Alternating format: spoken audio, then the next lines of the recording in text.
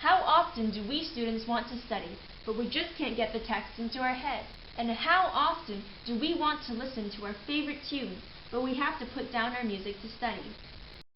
What if we could get our text sung to us in our favorite tunes? That's where my program, Write It, Tune It, Hear It comes in. Now that's a great incentive to hit the books. Our problem is borne out by statistics. A recent university study finds more than 80% of students surveyed admit that their use of smartphones, tablets, and laptops can interfere with their learning. More than a fourth say their grades suffer as a result.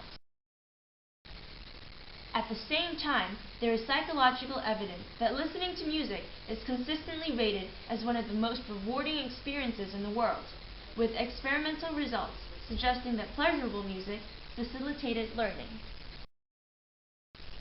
To my knowledge, there is no commercial program that sings text to my favorite tunes.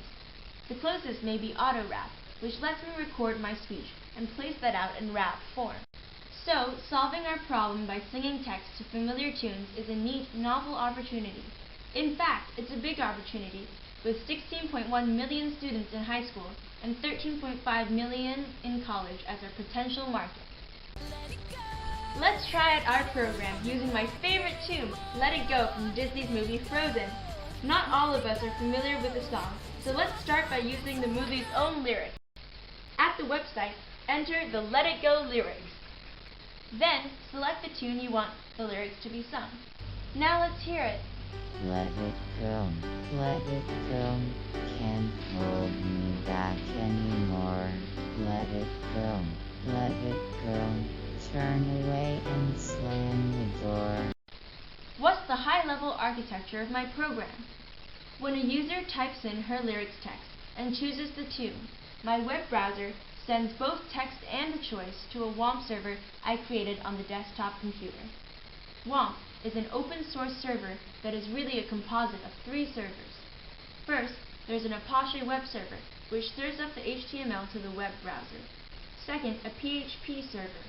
Much of my program is written in PHP, an HTML markup language. I also use JavaScript language with PHP. Third, there is an SQL database server, which I will explain later. On receiving lyrics from the user's web browser, my program sends the lyrics text to a third-party service called speech.jtalkplugin.com, which returns the lyrics in speech form as an MP3 file. Then my program sends this lyrics speech MP3 with the MIDI pitches corresponding to the chosen tune to the API, or Application Programming Interface, of another third-party server called appy.sonicappy.com. Sonicappy returns to my server the lyrics in a singing voice, also in MP3 format. Finally, my server serves up a web page in the user's browser to play the lyrics in a singing voice and the background music stored in the WOMP server. That was just a high-level picture, because deeper in the code, there are many practical issues to tackle. For example, the Sonicappy server requires an HTTP post protocol, so I cannot just use a URL call to it. Posting can be done with curl or PHP's file get content.